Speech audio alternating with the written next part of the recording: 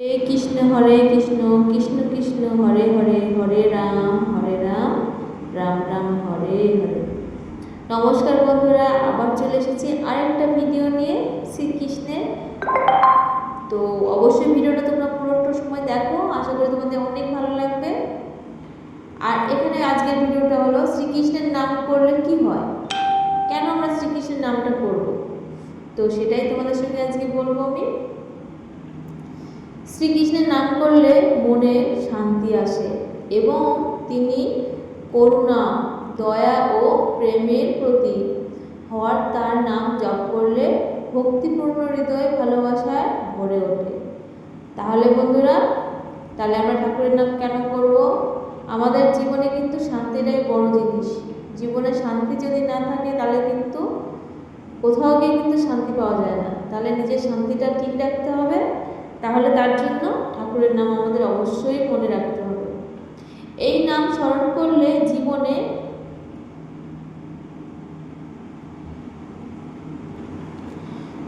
সকল সফলতা বৃদ্ধি পায় এবং তিনি সর্ব আকর্ষণীয় হওয়ার কারণে ভক্তদের জীবনে আকর্ষণ ও সমৃদ্ধি আসে। এবার বলি শ্রীকৃষ্ণের নাম করলে যা হয় সেটাই বলবো তোমাদের। শ্রীকৃষ্ণের নাম করলে মানসিক শান্তি ও আধ্যাত্মিক উন্নতি। কৃষ্ণ নাম জপ করলে মনে শান্ত এবং অত্যাধিক আত্মীয়তার অনুভূতি বাড়ে। করুণা ও ভালোবাসার প্রাপ্তি। শ্রীকৃষ্ণের করুণা, দয়া ও ভালোবাসায় ঈশ্বর হওয়ার তার নাম করলে ভক্তের হৃদয়ে ভালোবাসায় পূর্ণ হয়। জীবনের আকর্ষণ ও সমৃদ্ধি।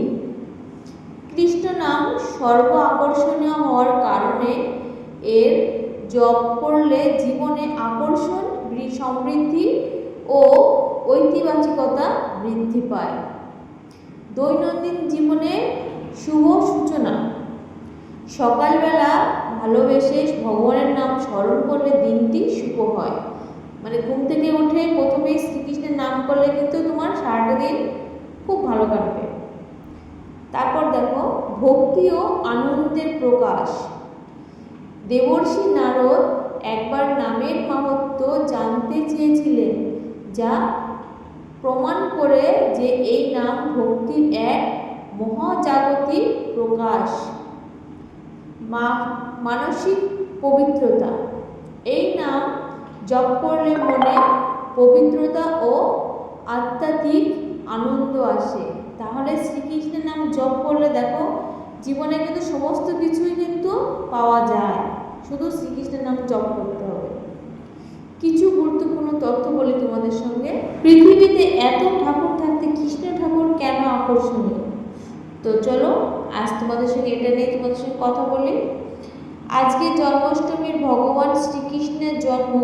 তিনি 5200 বছর আগে এই গ্রহে পদচারণা করেছিলেন।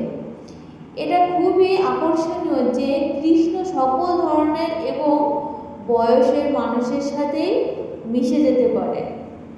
ভগবান শ্রীকৃষ্ণের একটি অনন্য বৈশিষ্ট্য হলো সকলে তার সাথে মিশে যেতে পারে।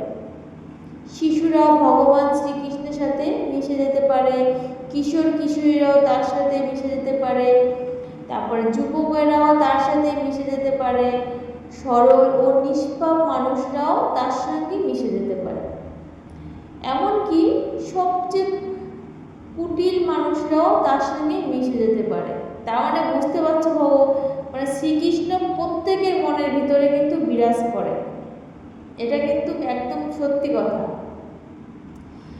রাজনীতিবিদরাও তার সাথে মিশে যেতে পারে, যোগীরাও তার সাথে মিশে যেতে পারে, সাধুরাও তার সঙ্গে মিশে যেতে পারেন এবং গৃহস্থরাও তাই। মানে পৃথিবীতে যত মানুষ আছে প্রত্যেকে কিন্তু এই কৃষ্ণ ঠাকুরের মনের ভিতরে কিন্তু একটা জায়গা করে নিয়েছে। কিন্তু কৃষ্ণ হলেন কেন্দ্রীয় ব্যক্তিত্ব এবং তিনি এতটাই আকর্ষণীয়, তাকে এতটাই আকর্ষণীয় হতে হবে যে অন্য জিনিসগুলি আপনাকে এতটা আকর্ষণ করে না করে। আমাদের মন এবং ইন্দ্রিয়গুলির স্বাভাবিক প্রবণতা রয়েছে আরও মনোমুগ্ধতাকর কিছুর দিকে যাওয়ার। যদি কাউকে আপনাকে দৃশ্যমান মহাবিশ্বের বাইরে একটি রহস্যময় স্তরে নিয়ে যেতে হয়, তবে তাদের জীবনে এই ইন্দ্রিয়গত আনন্দ উপভোগ করা হয় তার চেয়ে বেশি মনোমুগ্ধকর হতে হবে। ভগবান শ্রীকৃষ্ণ শক্তি এমন ছিল যে এটি সকলকে জাগতিকতার বাইরে অভ্যন্তরিত কিছুতে যেতে সাহায্য করতে পারে। এটি একটি ভিন্ন স্পন্দন যা অত্যন্ত আকর্ষণীয় এবং মধুত্বকর হতে হবে। মানে শ্রীকৃষ্ণের ভিতরে এমন কিছু আছে যে পৃথিবীর সমস্ত মানুষ তার সবার মুখে একই নাম, শ্রীকৃষ্ণের নাম। কৃষ্ণের আরেক নাম শ্যাম। যদি কৃষ্ণ মনোমুগ্ধকর না হতেন তাহলে তিনি মোটেও কৃষ্ণ হতেন না। মনোমুগ্ধকর হলেন কৃষ্ণ। শিশুরা তার দ্বারা মোহিত হয় এবং প্রতিটি মা চান তার মতো একটি সন্তান হোক। প্রত্যেকটা মা চান যে শ্রীকৃষ্ণের মতো সন্তান যেন আমার গর্ভে আসে। প্রত্যেকটা মা এরকম চান। ছেলেদের তুলনা করা হয় কৃষ্ণের সাথে এবং মেয়েদের লক্ষ্মীর সঙ্গে, যে প্রত্যেকটা মা চায় যে আমার মেয়ে যেন লক্ষ্মী ঠাকুরের মতো হয়, আর ছেলে হলে বলে দিন কৃষ্ণ ঠাকুরের মতো হয়, কারণ তারা উভয়ই সুন্দর এবং মনোমুগ্ধকর। কৃষ্ণ তার দুষ্টু প্রাণবন্ত স্বভাবের জন্য পরিচিত এবং শিশুরা তার দ্বারা অনুপ্রেরিত হয়। কিশোর বয়সে তরুণরা সাহসী হয় অনেকটা কৃষ্ণের মতো, যিনি ছিলেন দুঃসাহসিকতার কাছে পরিপূর্ণ।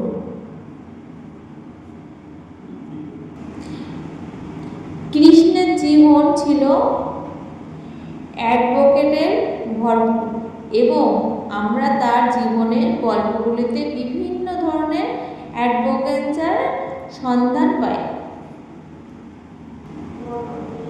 মধ্যবয়সী মানুষ সমাজের প্রতি বেশি আগ্রহী, অন্যদের যত্ন নেয় এবং তারাও কৃষ্ণের সাথে যোগাযোগ করতে পারে।